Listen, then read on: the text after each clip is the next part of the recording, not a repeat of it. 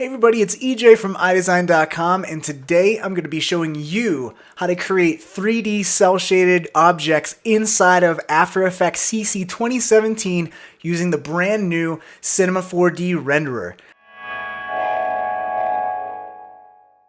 So what I'm going to be creating today is breaking down how I created this 3D, fully 3D controller, Nintendo controller, inside of After Effects using the brand new Cinema 4D renderer. So let's just start from scratch.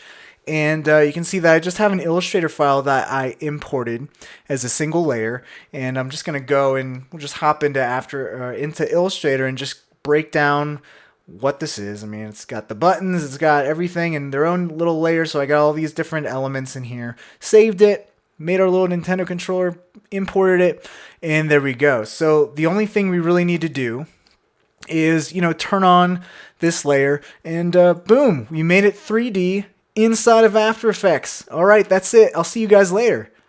No, we're going to go way further than this, right? So this is the old way. We would do the 2.5D, and oh man, was it limiting. Like, we live in the future now. We're using After Effects Creative Cloud 2017. We're not even in 2017 yet, so we're already in the future, right? So let's break down how we can actually extrude all this stuff and make this actually 3D. So the thing I want to do, so we got our layer in turned into a 3D layer. What we're going to do is click this little button over here. And what that's going to do is bring up our composition settings and throw us in our 3D renderer tab. So by default, in your composition, it defaults to that classic 3D renderer, which is what we've been used to for ages, right? Where we just have 2D planes in 3D space that we can rotate and spin around, but it's as flat as a board, right? So we now have this Cinema 4D renderer and our old friend, the Raytraced 3D renderer, which I'm sorry to say you should never use ever again, because this Cinema 4D renderer is insanely faster than the old Raytraced 3D option. Plus, it's got so many new options, so much more flexible, and again, the speed. Seriously, you guys, it's super fast. So that's what I'm going to be demonstrating today, is the Cinema 4D renderer and how to use it to create like a cel-shaded 3D Nintendo controller. So once we change it to the Cinema 4D renderer, we have this dialog pop up that lists all these things that are enabled and disabled. So you might be freaking out because that's a lot of stuff under disabled, right? The number one thing is going to be blending mode. So that's kind of a workaround you're going to need to figure out. And it's actually very easy to figure out, is because these layers, these 3D layers in the Cinema 4D renderer does not handle blending modes. Basically, you would just need to make your 3D layer, whatever, pre-comp it, and then in that new composition, just use the old classic 3D renderer, and then you can use blending modes, track mats, all this good stuff. So pre-comping, again, sometimes things don't work with effects on a layer, right? So you got to pre-comp that layer with the effects, and then you can go about your day and be all normal and stuff, using your track mats, your masks, all that good stuff. But what's enabled, which is the most important part, is extrudes and bevels. And the most important thing to notice is that it's extruded and beveled text and shape layers. So what does that mean? Well, we just have our little Illustrator layer right here. So what we're going to need to do is, for this new Cinema 4D renderer to work and be able to extrude things and bevel things, bevel objects, and have reflections and all this other good stuff, is to change this Illustrator layer to a bunch of shape layers, which is super easy. Or if you're just using a text layer, you're already good to go because this automatically works. So let's just hit OK. And what we're going to do is scroll this down. And the one thing you're going to notice that is added is this geometry options. And right now, this just has like the old curvature thing that doesn't really do anything because we're still a flat layer, right? So what we need to do is convert this to a shape layer, because remember, we can't do anything. We can't extrude unless this is a shape layer. So I'm just going to select my layer, my Illustrator layer. I'm going to go to Layer and create shapes from vector layer. So this is a vector layer from Illustrator. And once I do that, it's going to turn off my Illustrator layer and create this shape layer that if I twirl down the contents, you can see I have all of my elements here. I have my buttons all separated. I have my little back plate here. Whoops, don't want to do that. I have my back plate here, right? And then I have my main white controller layer. So what we can do is actually probably rename these so we can actually know what the heck is what. So this is just the directional pad. There we go. This is the right button. So these are all groups that are shapes, right? And they all have their own little options here, all with their different fills and paths. So each of these are just little groups inside of a group. We're in group inception, right? So this is our select button, our start button, and then our back little like accent plate, and then our main controller backing. All right, so we renamed everything because we're nice and neat people, and we like to keep things organized, right? So in the geometry options, you're going to see that changed. When we changed this layer to a shape layer, we have these all new options. We don't have that curve thing, whatever. We now have legit 3D options, including bevels and extrusion depth. So right now we don't have, I'm not going to worry about bevels or anything because we want to make this nice and 3D and nice and cell shaded. So I'm not going to worry about bevels or anything like that. The main guy I want to worry about is this extrusion depth right here. So what I'm going to do is just extrude that to say 110 or whatever. You're going to see that we don't see anything because we're looking at this object straight on. So again, this is a 3D layer, so I can just hit R, go to my rotation options here, and just rotate this. And you can see that, hey, we actually have like an extrude going on here. But right now it's just a flat color. You don't get a sense of this really being extruded because there's really no shading. Typically you'd want to see a little darker shade on the actual extruded edge of this object to give it a little bit more sense of depth. So what we can do to actually introduce that is, let me just get to this to a good position right here, is to actually just add a light source, right?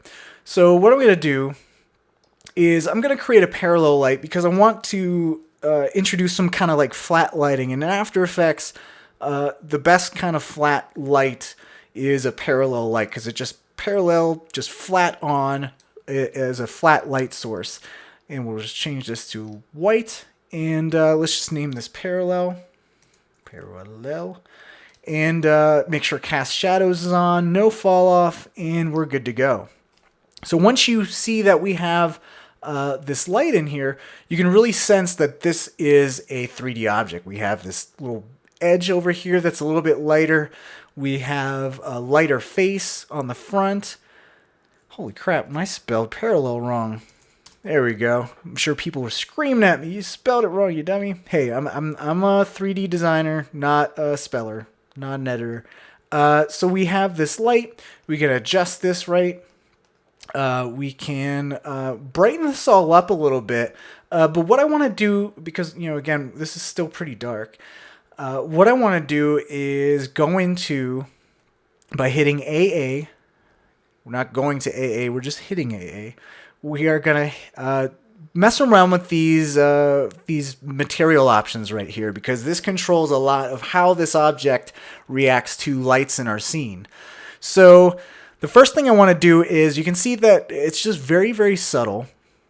Maybe if I crank up the light options here, like crank up the strength, you can see a little bit of gradation because of where the light is, and then a little bit of fall off, right? And we want to get rid of that because, again, we're aiming for like a cell shaded type of thing. So any kind of like fall off shading we don't really want. So to get rid of that, we're just going to crank up this diffuse. And what that's going to do is kind of flatten everything out, especially our front face here. So we just have solid white. We no longer have like white and then a little bit of gray along the edges or anything like that. And then we're just going to, we don't need any shininess or anything like that. Don't need any reflection because we don't need reflections for cell shading. And then metal, I think we can just, yeah, we'll just leave that on. That's fine. But the main thing is this ambient and diffuse. And except shadows is good too. So this is all well and good. But really, at the end of the day, we just have an extruded brick. We don't have any definition on our buttons. Our buttons have no depth, right? So what we need to do is actually move those button shapes forward. But we can't really do that because if we go into our contents here, you can see that transform, we can only transform up and down. We can't move position in Z space. It's just X and Y. So that kind of creates a problem. But it's a problem that is easily remedied when we just say, okay, well, I can control the extrude and the 3D transform on this actual shape layer. So to be able to have two, have these buttons have their own extrude and move it forward, I just need to make it its own shape layer. So all the buttons, right? So what we're going to do is just rename this controller, and then I'm going to duplicate this and name this buttons. So we have two shape layers now, and our controller can just hold the accent and then the actual controller, so we don't need the buttons layers anymore. So I'm just going to delete that. And on the buttons shape layer here, I can go to the contents and remove the accent and the controller layers.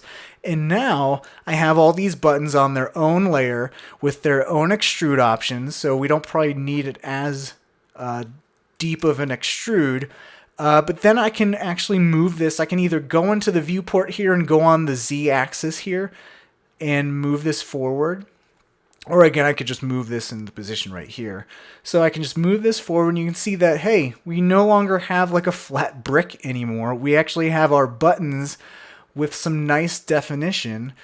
That's looking really good. Now, if you wanted to maybe have the buttons a little bit more, you would just, duplicate this, have the buttons on a separate layer and then move those a little bit forward. But I think all of these on the same Z plane with the same kind of depth works just fine. So the one thing I want to do is kind of brighten everything up overall. And I'm going to do that by adding a new light. So we're just going to add a new light. And this is going to be a ambient light. And I'm just going to add a little bit of like bluish hue to this. And just turn that on. And you can see that kind of makes it a little bit more cartoony because we got brighter colors. Let me just name this ambient. Man, I'm struggling with the old spelling there. So ambient, and then in the light options, I'll just bring this down to, let's say 50. Yeah, sure. And we have this nice blue hue. We can maybe crank that up a little bit more, just to give this a little bit more nice lighting. Right. So the one thing I want to go over is on these button layers, you can see that this controller pad or the directional pad is kind of fallen in on the background element right there. And the reason for that is, well, there's two things. One, they're the same color. Two, there's no shadows to really give this sense of these buttons being on top of this background, this controller layer. So what we can do is make sure we go to our, on our buttons, we're going to hit AA to reveal the material options here. And by default, we have the cast shadows turned off. So if we just turn that on and make sure we have our parallel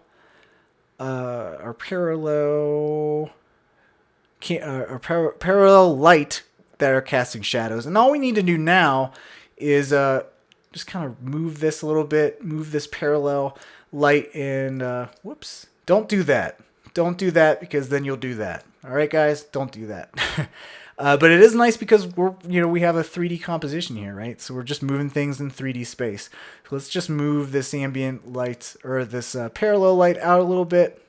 And you can see that as we're changing the angle here, we can get this really nice shadow going on there, and that kind of helps everything. The buttons kind of pop up from that layer, and we can actually go to the transform and adjust this a little bit like that. So maybe that's a little bit too much. Something like that, looking pretty good. And we can probably, let's adjust the intensity maybe a little bit too. But again, we're still kind of losing this directional pad to this background layer. So what we can do is go into our buttons and maybe crank up the specular intensity. And you can see that once I do that, on all of these button layers, we can see that the front face is a little bit brighter because we introduced some specular. So our front face that is facing the light is going to be a little bit brighter because of that. So now we have this really nice definition. You can definitely see the front faces of all of our buttons here, and everything's looking pretty dang good, and everything's looking pretty good and 3D and kind of cell shaded, right? So let's like rotate this a little bit to see how this looks as it rotates around. So what I'm going to do is just grab both of our layers and just rotate. And what you're going to notice is some stuff that's not so good, because these are two separate layers, 3D layers with different axis points, different extrusion depths. So you can see that things are moving out of place. So what we need to do to correct this is zero out all of these things, and also zero out and reset the position here. Except for the extrusion, we actually want to move this up to, I believe that was like 8 or 7, something like that. So now we got everything back in place. So what we want to do is to just create a null, so we can then rotate the null, parent these two layers to that null, so we can just control the rotation of everything with just that null.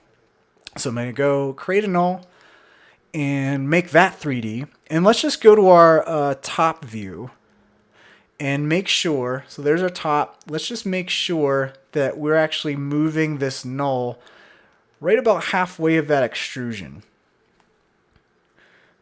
So something like that. So there's our null. And then we'll just, let's go to our active camera again. And we'll just select both of our layers, pick whip, and make the null apparent. So this will just be the controller null. And now this is the guy that we will rotate. And again, since we positioned the null a little bit back, that's not quite the center there. So I'll just adjust this a little bit. So we'll just make sure this is in the center of that object, so we have a central rotational axis. And we can reparent that, and there we go. So now we can control both those layers, and with this controller null, and not have to worry about things getting all wacky, right? And I'll just save that. Save early, save often. The one thing we could kind of mess around with a little bit is this controller null. You can see that in the material options here, we can just turn off metal. We can turn on that specular a little bit too if we wanted to brighten that front face. But really, we probably don't want to we don't want to have this thing where when we turn this, we lose that bright white, because again, we're trying to create this like 2D cell shading kind of thing, and this is a little bit too much 3D. We're getting too much 3D going on that front face. So what I'm going to do, and something that's really nice with the Cinema 4D renderer here, let me just move this down right like that, is we can actually go to individual groups. So individual controllers right here, or individual layers here in our content. So our controller layer here, we have a fill. So just like any other shape layer, but with 3D, we can actually control different aspects of our controller. So I have this controller layer selected. I can go to add, and we're going to see this front, bevel, side, and back options that are pretty new, right? We haven't seen those before. And what this allows you to do is apply in control things like color, ambient, diffuse, reflection intensity and stuff for individual pieces of our extruded object. So the front face of our extruded object, the bevel, which we don't have any bevels in the scene, but the bevel on our extruded object, the side of our extruded objects, which is this side. The extruded part is the side, and then the back side of our extruded object, we can define its own color and all this good stuff. So this comes in handy, especially with 2D cel-shaded things, is because we can actually define the shading on the front face, the side, and the back. So if we want to do something like that with the control pad, we just make sure we have that controller selected, and I'm just going to add a color to that side. And what's going to happen is that we're still getting this kind of like gradation shading thing, which we're going to try to get rid of pretty soon here. But we can control the color of just that side. So we can make this a little bit darker, and then we also have the fill, which is just the overall color. So that's just changing everything else. So that's already set to white. So what I want to do is just control the colors with all of these different options right here, right? And define the colors that way. So what I'm going to do is I'm not going to use that light to shade the objects anymore. So what I'm going to do is go to my material options and say accept lights to off. But we want the shadows to still be cast there so we can see the shadows. So the first thing you're going to see is our shadows got really, really dark. So what we're going to need to do is go into our parallel light here and just bring down the shadow darkness to something a little bit more subtle and not so dark. So let's just say 45. That looks pretty good. Let's do 55. But now what we can do is now we're just dealing with flat colors. You can see we no longer have that gradation along the edge. We just have these flat colors that we are controlling those colors with these side options here. So the side color is now that darker color. We can add a different front color. So that turns the front of our extrude red. So maybe we want like a little lighter but a little blue hue in there. Looking good. And then I'll just go to my controller here, turn this around. You can see that the back side is that default white color that is just the fill color for everything else that's not currently defined in our material options. So what we can do is just add a back color, and let's just make this, let's just sample the side color, make it just a tad darker, something like that, and there you go. Now we have full control. With the full control that we have over all those, the colors on each of those extrude pieces, we can kind of really recreate a cel-shaded object. Even though this isn't really, even though that part's not being controlled by lights, the other parts are to some extent. And you still see a little bit of the gradation going on right there. So if we really wanted to, we can go in on the button layers and just make the front face red, the side of it be a darker red, and have like no shading come from the light at all. But I actually like having a little bit of something like the buttons where it's such a subtle thing. I'm just going to leave all that stuff on. So the one thing I want to go over is in the Cinema 4D renderer here, we have this options tab. And this options tab is also accessible by clicking this little wrench button here. And this is going to be super, super handy because what we can do is bring this draft all the way down to like 1. And one thing you're going to notice, so I was set at quality 2, and you can see our anti-aliasing looks pretty good. Only being a quality of 2, that looks really nice actually, you know. But if we set this all the way to 1, this is actually going to be the fastest speed that we can possibly do.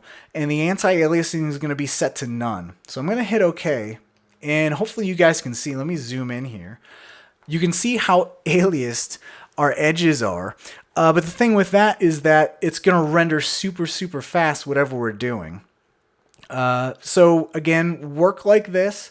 But then even just changing this draft quality to 2, that changes the anti-aliasing to geometry, which is the next step up of anti-aliasing in the Cinema 4D renderer. and you can hit OK. And you can see that that smooths everything out a little bit.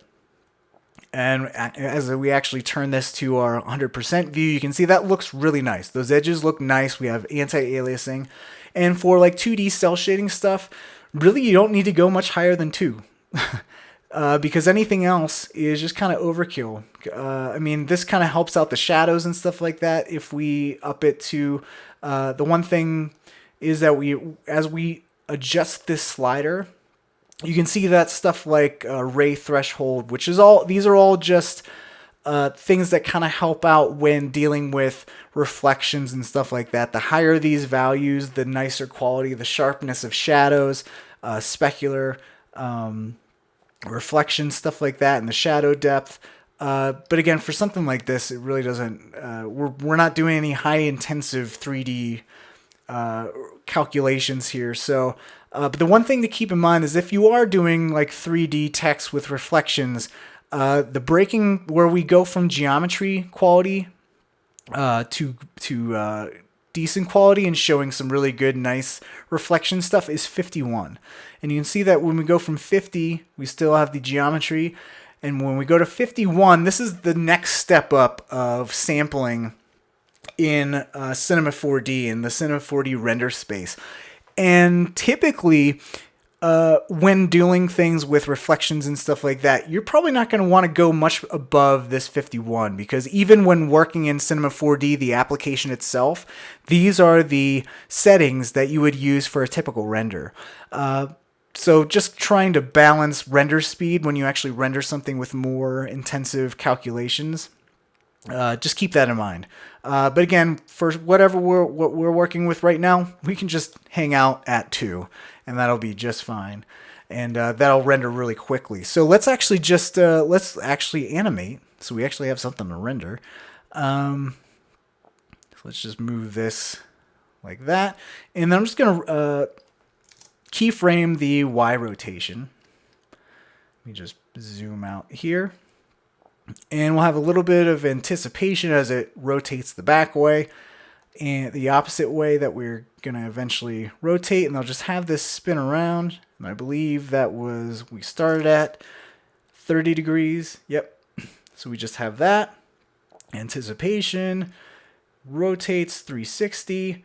And then we'll have a little bit of, let's do a little bit of overshoot. Like that. So we want somewhat good looking animation, and let's just select all these keyframes, easy ease them. Let's just adjust these curves a little bit, something like that,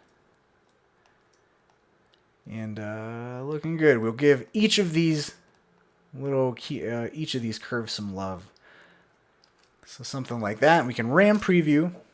And again, this is where you're going to really see the differences, of course, RAM previewing when it comes to 3D. But you can see how fast that RAM previewed. This is fully 3D using the Cinema 4D render. Again, like compared to the old Raytraced, this is going to kick its butt any day. So you can see how fast that renders. Again, if we go up to this wrench and we bring this up to... even when we bring this up, it's for like highly reflective and stuff like that. So this kind of even give you helpful hints as you move this along. So if we bring this up to something like that, you can see this slows down the render a little bit more and really not gaining any detail. But when you're rendering or when you're animating and stuff, just keep it all the way at 1, because then you got blazingly fast RAM previews and you get the animation looking good and all that good stuff. And then once you're ready to render, just crank that render quality up to whatever you want. For this, 2 is good, or 3. Let's go 3, whatever. The last thing I want to do cover is we got our 2D shading, right? We got our 3D object spinning around, having a good time. What I want to do is introduce even more flatness to this 3D object. And by flatness, I mean like I always call this like the SimCity look, where you're at that isometric view, where everything looks a little bit more geometric, and you totally remove what you can kind of see right here which is this depth perspective. Because this left side's a little bit shorter, it gives this sense of depth than this side right here. What we want to do is just totally get rid of that. And we can do that by introducing a camera, which we should have had a long time ago, actually. But I'll just make this camera a preset of 50 millimeter. You're going to see that that's just default. We're just still looking at it through that same lens. We still have that depth perspective, or depth distortion kind of going on. What I'm going to do is to get rid of that, I'm going to go to my camera settings, and to get a more flatter field of view, we're just going to bring up the preset to 200 millimeters. So we're going to get a very big focal length. And what's going to happen is we're going to get really super close to our object because of that. And what we're going to need to do is just zoom out with our camera. And you can see right away that we already lost that depth perspective. Again, we're introducing that SimCity look, or it's more geometric, right? We have this sharp edges. We don't have this side kind of smaller with that depth perspective. We have a little bit of it. It's very, very subtle. So we can actually go to our camera settings again and say, bring this to say 300. That might be a little overkill, but I'll just zoom out again. And you can see that we have this really nice geometric looking 3D composition. Even as this spins, everything's very geometric, right? We have nice sharp parallel edges here, and really nice parallel edges on the top and bottom as well. Everything's looking really nice. So if you're looking to do 2D cel-shaded stuff with that isometric kind of look, just crank up the focal length on your After Effects camera, and there we go. So now we got something that's looking really nice. Again, this is fully 3D in your After Effects application. So if you're wanting to get into 3D, this is the best way. Just being able to do shape layers and just extrude. I mean, extrude's the most basic 3D 3D use in most applications. I mean, that's where you cut your teeth with modeling. Just extruding simple shapes and just layering them on top of each other. But this will be a great introduction into the world of 3D in the application of After Effects that you've been working in your whole entire life. But then using some of the elements in Cinema 4D to help render and add nice bevels and stuff like that. And just everything in your Adobe world. So I hope this inspires you to check out the new Cinema 4D renderer again. This is the newest version of After Effects CC 2017. So update to the latest and greatest to be able to get the new Cinema 4D renderer and play around in 3D inside of After Effects. Alright, so there's a little introduction to the brand new Cinema 4D renderer inside of After Effects CC 2017. And we used it to extrude shape layers to create our Nintendo controller.